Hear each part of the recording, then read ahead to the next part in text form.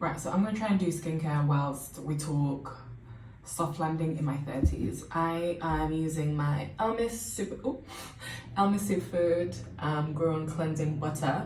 This helps kind of just regulate my skin. It helps, not regulate, balance. It helps balance my skin.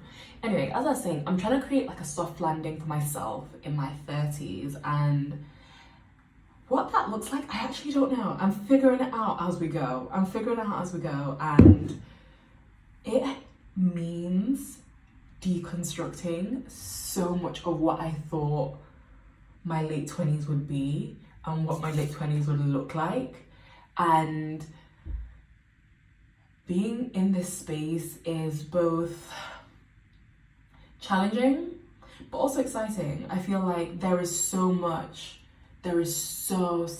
that is on the other side of this, and it's just really teaching me about me in such a unique and also kind of radical way, in a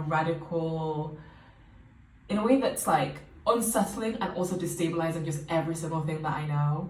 And it's a little scary, but I feel like I'm in a space where I'm welcoming it. I'm welcoming every single thing that's coming my way, and whether it be good, bad, I'm just welcoming it and just seeing who is on the other side of it. And I feel like all of it is leading and forming and creating a soft landing for me in my 30s. I believe it. Anyway, I need to leave this on for 10 minutes and come back. So I've been talking a lot about like this whole thing of curiosity and radically rethinking, and this space is really calling and just forcing me to just radically rethink what like my 30s are supposed to look like. Because I remember like in my early 20s I used to think that people who are 30 are old, like, and I just think how absolutely ridiculous. But I think it's just such an honor to be able to reimagine life for me, for myself as a Black woman, and for myself, and ultimately, hopefully, for other Black women as well. And just having to live life on my own terms. So I'm studying, as you know, and I've basically left my career as a nurse. No, I haven't left it because I'm in the middle of my revalidation, but I'm in the process of starting a whole complete new career, and it's scary, but the not knowing part brings me so much peace, because there is no security. Like, this idea of security is so false, and I feel like we need to rid ourselves of the idea and notion that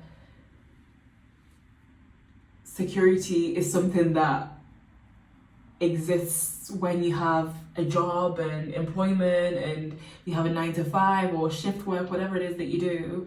There is no safety. There is no safety net. And so being in this space is so scary, but I'm just so proud of myself to be in a space where I can rethink, I can reimagine, I can be curious, I can give myself permission to think, I can do whatever I want, right? I can do whatever I want, and on my own terms. And what a privilege that is.